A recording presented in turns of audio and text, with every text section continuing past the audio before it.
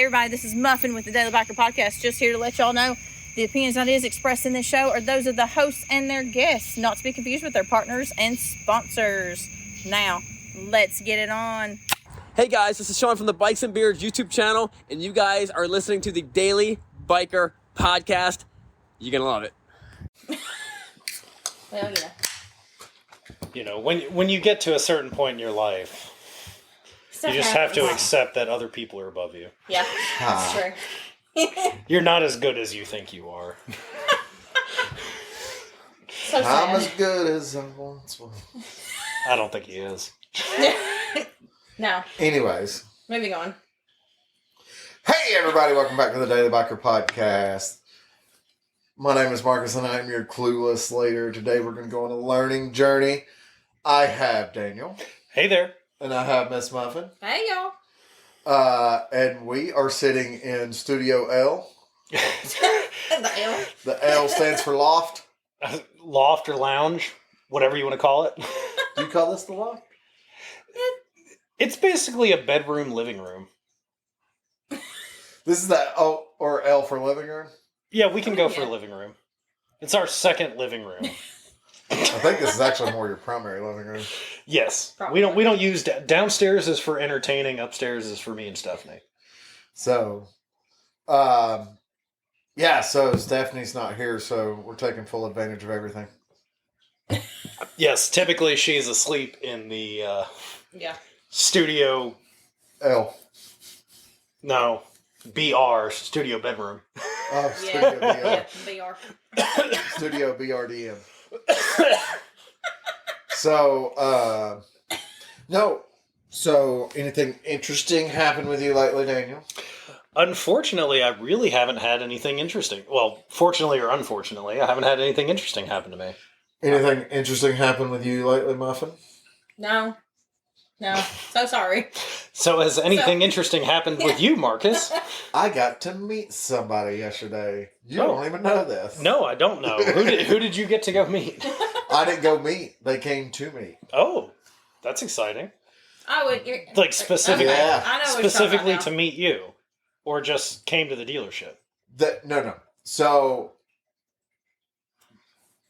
yes, but it was not just me. Okay. This individual has never been to the dealership. This individual has never been to Tennessee. Okay. They came to the dealership to meet me and meet up with Sean, although they have met Sean before. And Okay. you just talked to him on the phone, right? I've only talked to this individual Yeah. on the phone ever. Okay. Over the past couple years. Yeah. So who are we talking about? Mr. Justin Edelman. Warthog Bike on Instagram. You should follow him. So Justin is, I think to say Pan America connoisseur is a bit of an understatement on that. Okay. Justin is head over heels with Pan America. He loves everything to do with Pan America. It was never his bread and butter, but he has fell in love with Pan America. Justin, by trade, though, is a photographer and videographer. So, Okay. You have talked about photos from Sean's BDR trip were from Oh, yeah. Justin Edelman. that. Okay. So, Justin has done a lot of contract work, too, for Harley Davidson, helping shoot a lot of commercials and photos and stuff like that for the motor company. He's privileged enough that he gets to go to some pretty cool places and ride motorcycles and stuff like that. But also, Maggie Hicks from episode 69, Just a Girl in the Desert, Oh, Maggie. that's her significant other. Okay. So Yeah. that's I knew the name sounded Like, really there's familiar. ties, Like, there's ties all around. you were putting all the pieces together Yeah. for me, and it's Yeah. So, finally got to meet it's hard when I don't know people Yeah. personally. So finally got to meet Justin, and of course, in this day and age, it's not like he's coming in and I don't know what he looks like, or he doesn't know what I look like. Because I mean, I Right. come around the corner and I see him there, and I'm like, Mr. Edelman, and he's like, Marcus. We embraced a warm embrace, I'm sure you did. I'm sure you did. but it was I mean, especially with the temperature that's been outside. Yes, I'm sure it was a very warm Sweaty. embrace. It's very sweaty. but no, it was super cool to to actually get to talk to him where in person and there's not a million things he's in the middle of trying to take care of or something like that because the man stays busy. Yeah, I can understand that, especially with what you've told me. He does. He's all over the place. So, but he definitely he's sitting there in the dealership. He definitely got excited when he walked in because he was like, "No doubt, y'all are about Pan America." Well, I mean, you do have one displayed right in front of Sean's office, and that is currently still dirty. That is currently still dirty because it's used. Which it is not for sale. If you get the chance to stop by the dealership, it is go inside the front door and immediately take a left. It's sitting there. It is. When I say it's used, it's not for sale. It is a used bike. It's something that we use for our ADV training and those types of things. The dealership's personal demo bike. Yes. Pretty much, yeah. Yeah. That's primarily used for when we go to ADV rallies or the training class. Mm. Makes sense. So, but you guys do have quite a few Pan Americas on the showroom floor when they're not being sold. Yeah, because they sell pretty quick. Those probably sell. Right before I was leaving, they were working on another great one. I can believe it. I'm not surprised. I don't blame them. You still haven't even rode one. Nope, I haven't. He doesn't want to. Ride one. I do not. We have talked about this before because if he had one, straight up, it would probably be dressed very similar to the CVO. Like you'd have the bags and everything. Maybe not the box on the back. No, but at least I do the but at least the hard bags. Yeah. The pannier racks and bags, extra lighting because you obviously have to have extra lighting on an ADV bike. If you don't, who are you? How are they going to know when you show up at Starbucks? That's a good point. Right? Farkle Squad. Yes. So, the upside I can say about most of our Pan America riders is they use it. They it not just an on-road machine, but it being an on-road machine too. We're gonna try and do a little bit more stuff in ties with Dylan Wall. Okay. That Slow Sporty 519 on Instagram. Who races in the Super Hooligan class. Mm-hmm. His wife is in town right now, so we're trying to get some stuff worked out. Okay. On that. So that'd be interesting. Yeah. I mean, not saying that I wouldn't take it off a road, but we've gone down that path before. I'm not necessarily an off-road desired rider. Going down fire trails is one thing, but off-road, that's beyond me. Well, fire roads are off-road. Well, no, but it's still... what you're picturing in your mind is like single track. Yes. Yeah. And because I'm not really sure all how of much Pan America I would take down single track in the first place. Because all of my off-road experience has been single track. Right. And now it's enjoyable until you hit that tree or that ditch that comes up out of nowhere. Yeah. It's great. I like the road where at least I know where the tar snakes are for the most part. For the most part. Let's be clear on for the most part. You still might slide a little bit. We are starting to talk about road repairs again. There is a group in Chattanooga that has now started filling in the potholes with smiley faces. Yes. Oh, Lord. Nice. They're filling in the potholes. They're putting asphalt in there. Well, but they're painting it yellow with a smiley face. With what's going on in Chattanooga right now, I'm hoping that the individual that was supposed to be filling potholes might. I doubt it. Yeah, you know what I'm saying. Yep, I know exactly where you're going, but I doubt it. Well, we had stuff happen with the Air Pollution Control Board. That is true. We did get rid of the vehicle emissions checking. I'm not talking about that. The incident over by the mall the other day was at the Air Pollution Control Board office. Oh, was it? Oh, yeah. Oh, was it really? Yeah. Oh, I didn't know that. I didn't know which office it was. I guess technically I can say because everybody's like, what's the incident? Yeah, I mean, it's public knowledge now. Public knowledge. There was and I might sound very bad when I start to say this statement, so you have to let me finish. God. There was a called in as an active shooter situation next to the mall. To be clear, it was not an active shooter situation because what most people don't realize is there is a complete difference between somebody intentionally attacking somebody with a firearm and an active shooter situation. This guy was intentionally going to shoot and kill one person, and that was it. He also successfully did shoot and kill one person. It just so happened to be himself. Yeah. So that I knew. I didn't know where he actually went. So that he was killed. No. He was an employee mad at his boss. Oh, that makes sense. Well, the shit that happens all the time. There's a whole term for that. There's also no confirmation that shots were fired before or after. Besides, there's only confirmation that one shot was fired that whole time. Yeah. There's a lot of people that are saying a lot of stuff, but like at the same time, there's also a lot of people that were a lot closer to the scene. Yeah. Going, no. Yeah, because I can tell you right now, at least public information doesn't share most of that. No. Or, it's like one thing or the other, and then you listen to the police would not have shied away from going, there was an altercation with a firearm, there were some shots fired, and he ended up shooting himself. I don't think the police would have shied away from that. Yeah, but that's not... The police are saying there was calls for shots fired, but they could not confirm that there was any shots fired. I mean, to be completely honest, that could have been me or you riding by on one of the bikes, and it just... You decel. You mean like the calls where people are calling the police on their neighbor's Honda? Yeah. Look, I'm going to tell you, when I either use the quick shifter on the BMW or I immediately decel, you get a giant pop. Now, I will say it's sad that someone did lose their life. They took their own life. It's sad that he had intentions of shooting somebody. Yeah, you never want...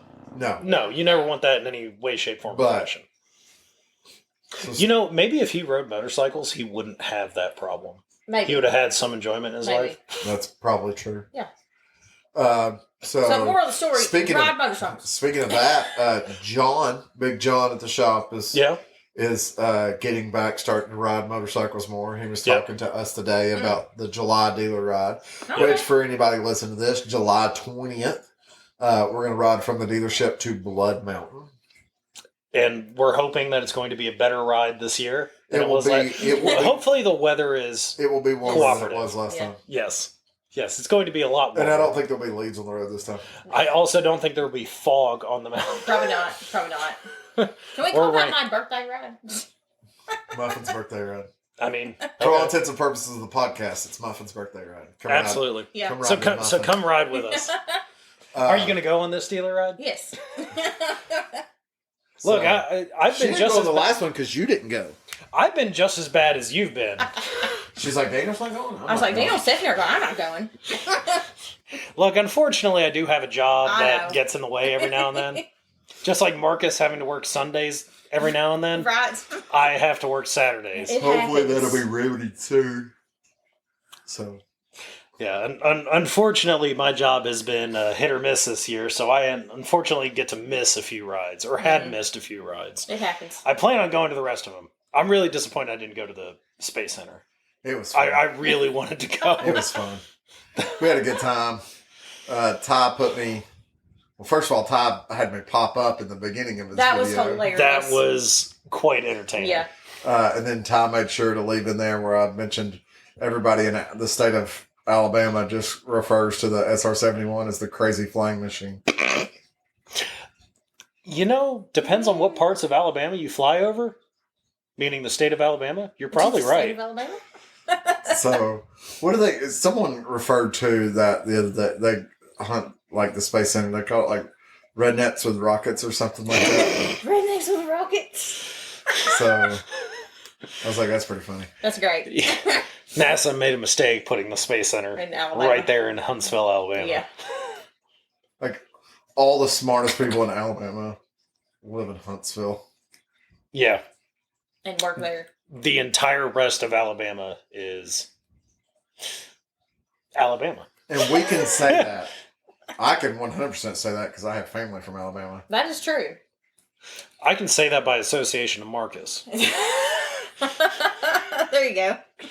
And I have been to Alabama, and we can basically see Alabama from here. There are some We can see 7 states. There are some gorgeous places in Alabama.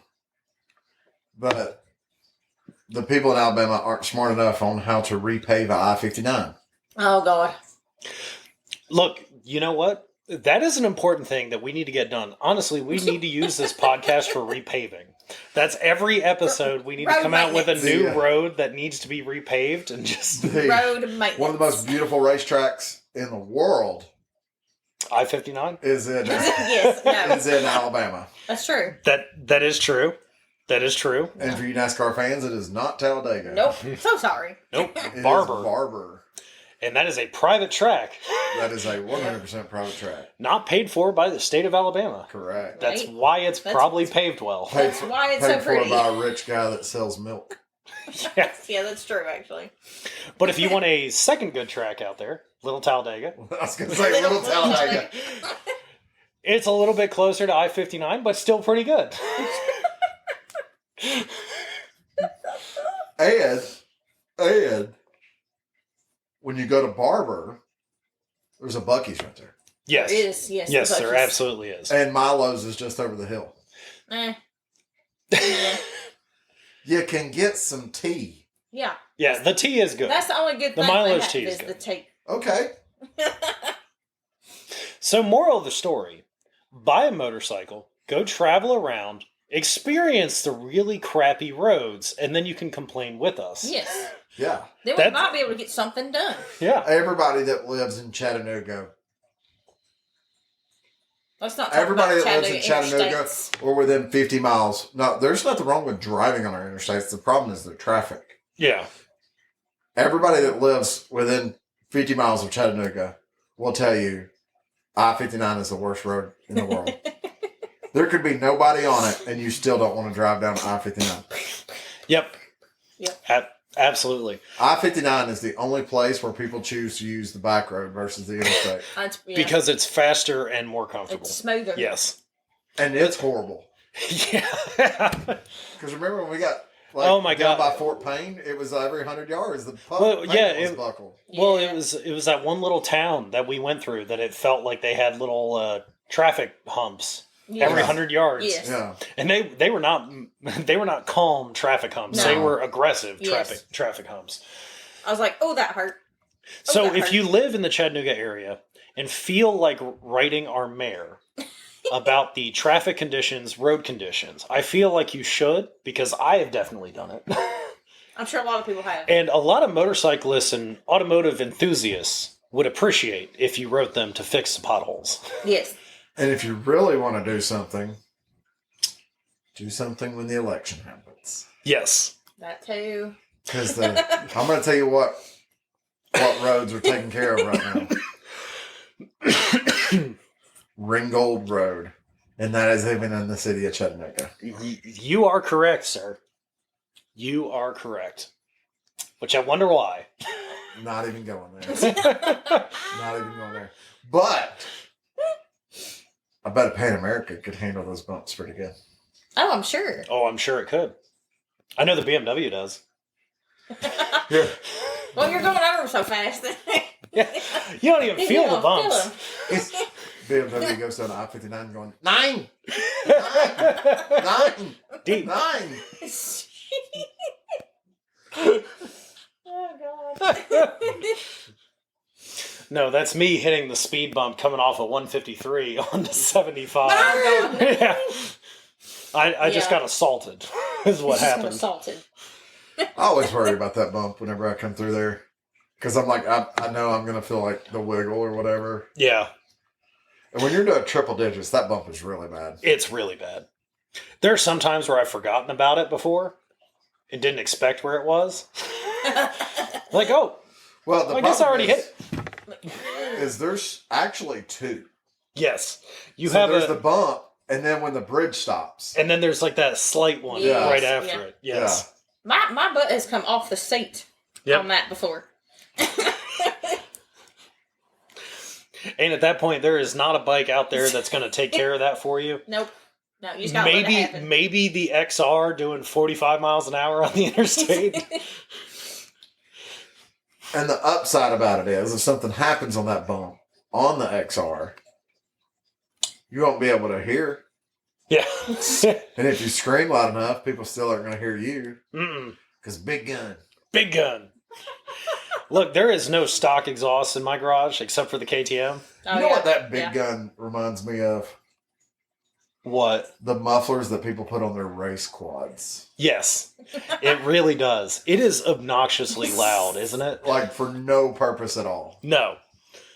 The entire gain of half a horsepower. Now, I will say the carb was previously jetted for that exhaust, so there might be a 1 to 2 horsepower gain for it. And the more open air box. Yeah. Other than that, nah.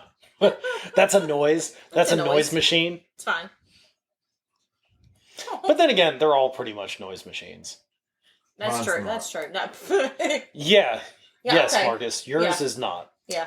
So, also, for the past couple weeks, I have had the privilege of going to some of our local elementary schools and talking to kids for the summer camp program that the school board does here with the elementary schools. Okay. And getting to show them motorcycles and answer a lot of kids' questions and stuff like that. So are you bringing bikes to the elementary schools, or are you...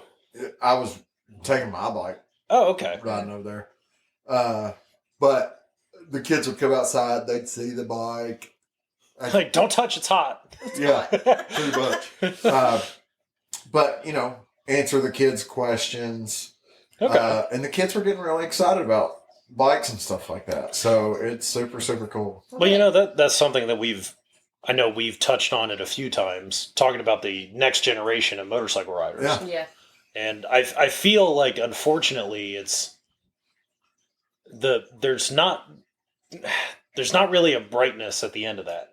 No. I feel like us and probably the generation behind us is probably the last that's truly going to be motorcycle riders in the way that we are. Well, yeah, that's how I feel too. if you could have asked those kids at that very moment, which of them were going to be motorcycle riders at the end of end up riding motorcycles, and it be true, it would have been an easy half of them, if not more. I mean, these kids were getting excited about the bikes. Yeah. And we're asking, really good questions. I mean, you'd have them... Well, I mean, for elementary school kids. Well, yeah, you have but some of the questions... So what's the compression ratio on a 117? No, there was one day we were out there... If one of them asked that, I need to meet this kid. Chelsea was on new Lowrider ST, and I'm on my bike. And, okay. The teacher would be like, which one do you think is faster? And they'd all point at my bike because it's bigger. And I'm like, no. And I'm pointing at the 117. Yeah. Yeah. And stuff like that. So, that one's actually bigger. Just asking questions. They're pointing at stuff, hey, what's this? And they're pointing at the saddlebag. And I show them, that's the saddlebag, and explain the saddlebag and stuff like that. And, it sounds like a stupid question for an adult. But for a child. For a child, they're not just going, is it loud? Yeah. Well, especially a child that's never been around motorcycles. It was true curiosity. Which is nice. That's good. Well, that is good to see. Yeah, 100%. Because I am fearful for the future of motorcycling. Yeah. Past our generation. What'll happen in 30 years is there's all these kids riding Harleys, and they'll be like, for some reason, just in Chattanooga, the next generation's buying a Harley Davidson. Yeah. I can't figure it out. Only in Chattanooga. I'm going to be this old man. Internal combustion has gone away except for in Chattanooga. The entire motor company has gone electric except for the motorcycles they produce in Chattanooga. I'm going to be this old man. It's Pan Americas and STs for everybody. By that time, I'm going to be 140 years old. Oh, Methuselah. And I'll be like, I remember talking to those elementary school kids about motorcycles. He's gonna be on his rocking chair on the front porch. Yeah. I did have the, obligatory, how fast will it go? How fast do you want it to go? Yeah. I just looked at him and go, 110-ish. Ish. Ish is good. Ish is a good answer. Yeah. Ish. Factory limited to 115. Some of them, no, 120. Is yours 120? Factory limited. I thought the new ones were The 115. new ones might be, but mine's a 17. Oh, yeah, that is true. But like, you know, there was one time I said fast enough. Yeah. Yeah, I mean, Do you ride wheelies? Do you do backflips? And I'm like, backflips. He's definitely done a backflip. Yes. If anybody is questioning that, I've watched him do it. It was he wasn't even going, just straight off the stop. Yes, I was on At a back, red light. It was a but great like, time. you know, how much does the bike cost? Yeah. How much does doing custom work cost? Like, those were some of the good questions that I was getting. I mean, those are good questions. For Am I part Are of you a gang? sure you didn't go to a high school? I know, right? Am I part of a gang? I got that question. I'm not surprised. And I looked at him and I said, no. No. I'm also not part of a motorcycle club. I just like to ride with my friends. So, Well, good to know. I'm glad that you clarified that. but I'm not part of a gang. Not Yes. part of a gang. No. Or a club. I'm soon to be part of a gang called the Sons of Arthritis. Oh God. Oh, look, we're already all there. We already take Everybody except for ibuprofen Heather. on a regular basis. Yeah. Everybody. Y'all do. Yes. I don't. Yeah, I do. Yes. You don't. It's fine. The rest of us are falling apart. Yes. Marcus will live He's for. a freak of nature. He'll outlive all of us. Like, Somehow. if I tell Muffin I don't feel good, she's like, uh-oh, Yeah. Uh-oh. something wrong. Yeah. It's more than the It's- normal not feeling good. It's just It's just. Oh God. the years of collective injuries have finally caught up with you. Yeah, pretty much. So, No, I'm glad that there's a group of younger individuals that feel inclined enough to even or interested enough to ask questions about a motorcycle. Right. Yeah. yeah. Because unfortunately, the way things seem to be going, that interest in motorcycles is dying for younger generations Yeah. because of the stigma that goes with it being older people that typically ride. Yeah. And now, unfortunately, as much as I hate to admit it, we are considered the older people riding. But We're not the young people anymore. We're Yeah. not in our 20s I think anymore. I think some Like when of we that, started. I think some of that image, though, is honestly going to change. Not just talking to the kids, but if you look at, like, pop culture, okay, Yeah. look at movies. You're starting to see Harley Davidson popping up in a lot of movies. I mean, You're starting to true. see Harley Davidson clothing popping up with a lot of the younger Well, I mean, I just generation. actually watched Fast and the Furious 10. Jason Momoa over there on his Harley Davidson sports. Was that a Pan America? Man, yeah. Because that's his own personal bike, if I recall correctly. I have no idea. He is the spokesman for Harley Davidson. Oh, is he? Yeah. Yeah, Harley Davidson always has this like celebrity spokesman or whatever that they have or whatever. And Jason Momoa is the Okay. current. I mean, spokesman. honestly, pretty good at it. yeah, Because he he's collects Harleys. He has other motorcycles too. He but- also is in a motorcycle club. yeah, So club, not gang. Not gang. clubs are not gangs. A riding club. A club is not a gang. We need to start our own. The Daily Biker Club. Oh God. We already had that. Basically. There's 3 members. There's 3 members. Yep. Fine. Well, technically 4. There are 3 members. 3 riding members. Who's the 4th member?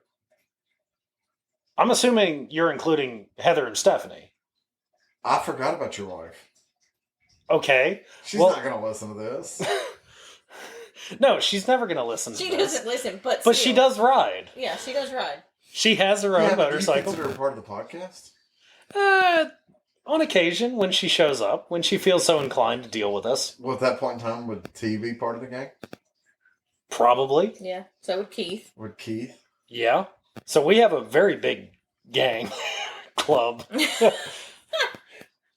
The Daily Biker Crew. The crew. That's what we already call it, is the crew. I know.